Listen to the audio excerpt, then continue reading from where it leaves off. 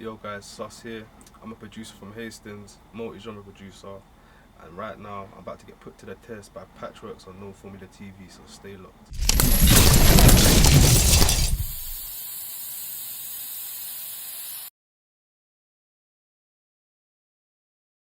Yeah, so the genres I like to make the most currently is probably trap music and a lot of drill music, but like I like to incorporate sampling, so like late 90s kind of, early noughties kind of vibe into that sound. So yeah, like I wouldn't say I focus on one genre, but like I like to like incorporate different genres maybe into one, you know what I'm saying? So yeah, I can't really pinpoint one, but yeah, I like to make a lot of different things in it. So.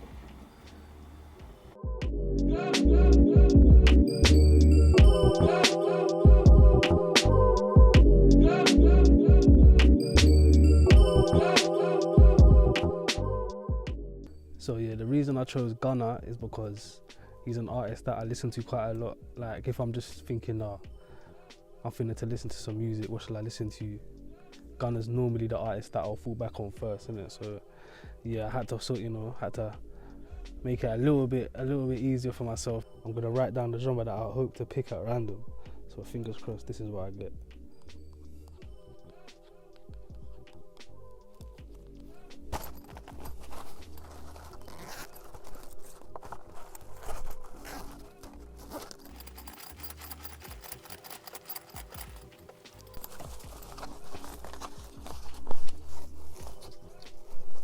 Let me see. Drill. I got drill, calm, light work.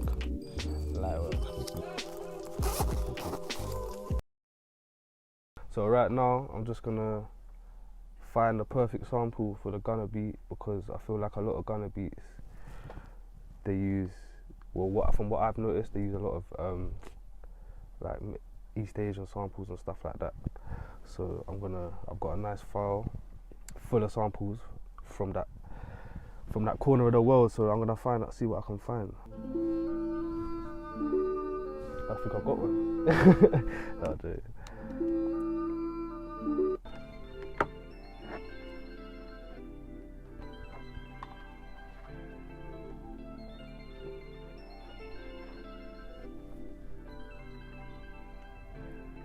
So I'm just gonna try and find the best pitch for the sample. So what I tend to do is just like find whatever I can in regards to like the best bit of the sample, and then I'll just find the right tone or the right pitch or whatever, because the pitch and the tone can completely change the feel of the song, innit? So.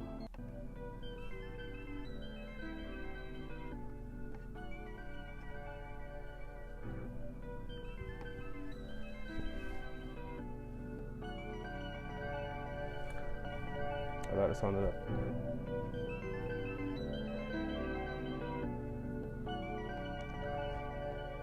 So now I'm just going to add in some percussion. I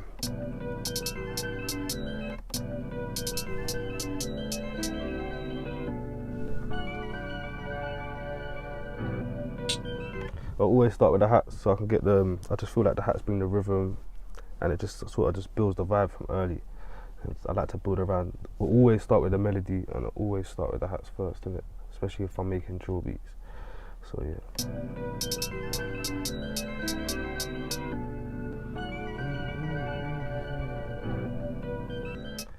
And I'll just try and add a couple of effects to the sample.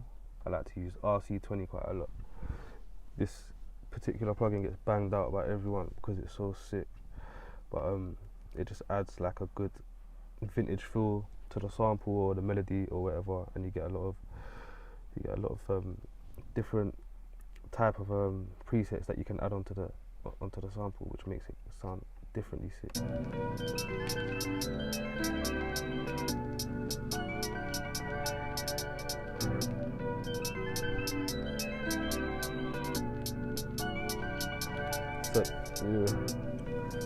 So the whole time I'm just trying to picture Gunna on this drill beat. I know I've only heard Gunna on one drill beat, and it was a Pop Smoke tune, and it was just a Pop Smoke type beat. So the idea of Gunna on a drill beat, this is what it would sound like to me so far. And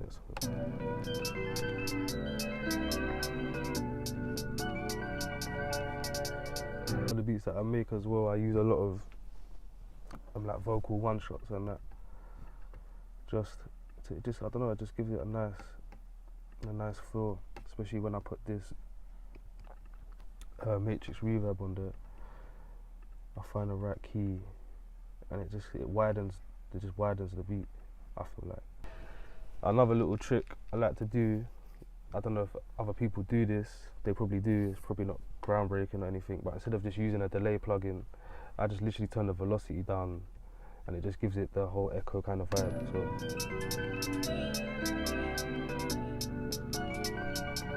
So very simple but effective.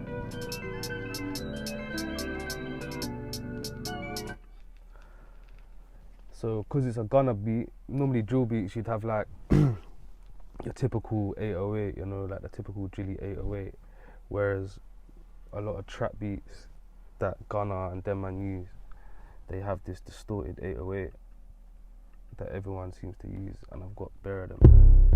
So I'll probably use this particular 808 because that's what I feel like they'd use in a normal gunner beat. So I'm gonna use that for the 808, and I'll probably use another 808 somewhere else in the beat. But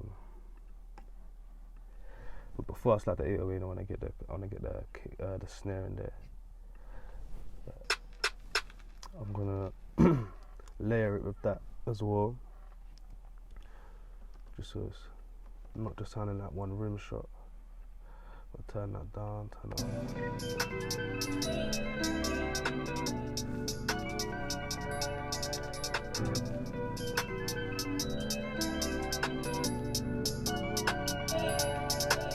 Yeah, another tip as well, I think a lot of producers know about this, is when you're finding the melody for your bass, because it's hard to know if it's in the right tone when it's low, just make the melody high and then just bring it down a couple octaves, obviously.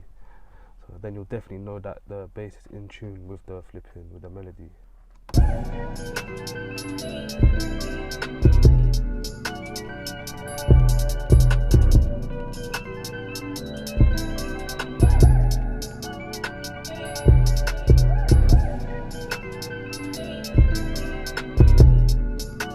So I feel like it could be a better tone, so I'm gonna just try and mess around with the pitch just a tiny bit.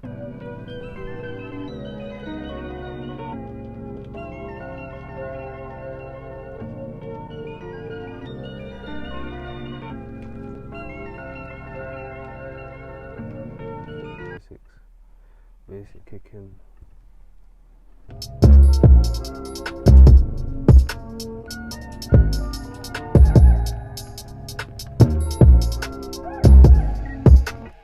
So I'm just gonna try and add a couple different plugins onto the melody, the sample even, so I can see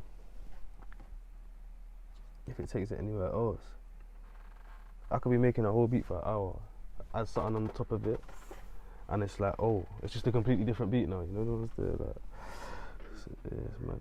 It's mad.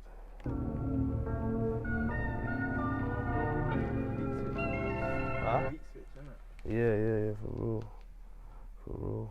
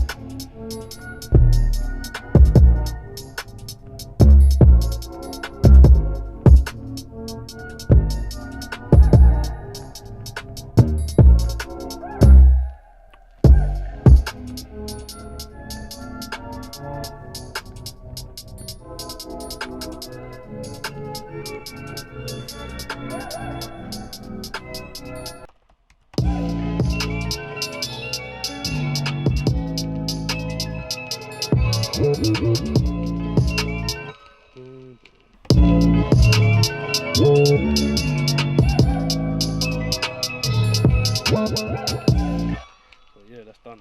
That's beat done basically, and I'm just gonna structure it quick. I don't know if you lot want me to do that, but I'm gonna do that anyway. Yeah, so being like a producer that's predominantly sample based, like for me personally, what I find interesting about that is like there's already life there, do you know what I mean? There's already life in something, and I've got to try and extract that and make it my own. So like that's what I love about sampling. Like you could hear, for example, you get a 3-minute sample, the first 2.5 minutes is whack, and then the last 30 seconds you've got absolute gold, do you know what I mean? So that's what I love about sampling, is stumbling across something that not a lot of people are gonna, you know, find. And yeah, it just, for me personally, it also helps me MIDI. A lot of people, it doesn't help them create MIDIs, but for me, like if I make a 6 sample beat, for some reason I can go and make a MIDI beat afterwards, and it just happens naturally. It's like the sample's giving me some next energies or whatever. But yeah, man, I love sampling. So the way I normally go about getting placements is I like to just build a relationship with the artist before I even send them a rhythm, do you know what I mean? So it's a thing of we're kind of on the same wavelength. So I don't have no particular formula to get in, no pun intended, I don't have no particular formula to get placements, but like the placements that I do get are always genuine and they're always someone that I want to work with. So it's not like I'm just trying to send this person a beat because I want to get 1 million views on Link Up TV or whatever, do you know what I mean? I'm all about building like a natural relationship with the artist. So if that means cutting my nose to spite my face and I get 1 placement a year, that's fine with me, because I'm all about building like a real, do you know what I'm saying, like a real thing here, do you know what I mean? So yeah, that's how I do my thing. So the advice I give to up and coming producers, as someone myself, I feel like I'm still up and coming, is just don't try and put yourself in a box. Don't try and make this genre or make that type of sound to impress this person. You have to make what impresses yourself, do you know what I mean? Otherwise people ain't gonna really relate to your thing, do you know what I mean? People can always feel when it's authentic or when you're just trying to make a tight beat or whatever. Nothing wrong with tight beats, by the way, but I'm just saying, like, my advice to someone who's up and coming is just be yourself. It sounds cliche, but just make the sound that you like the most, innit? Don't be trying to veer off elsewhere, just, you know what I'm saying, just to make a quick bag. The bag will come, like, find your sound, innit? I found the episode fun, like, it was interesting, it was good, you know, to get put on the spot and, you know, just test my ability.